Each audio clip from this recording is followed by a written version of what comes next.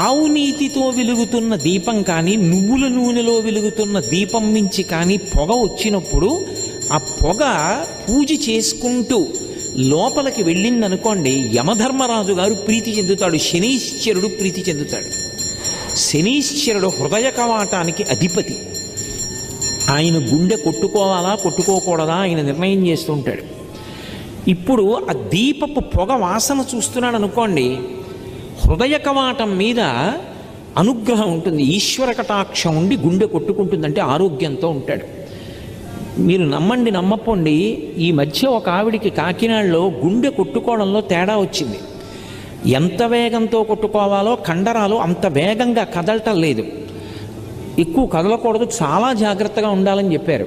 ఆవిడ కొంతకాలం నువ్వుల నూనె దీపం పెట్టి దాని మించి వస్తున్నటువంటి పొగని ఏ పూజ చేయకుండా భర్త గారు పూజ చేసి వెళ్ళిపోయాక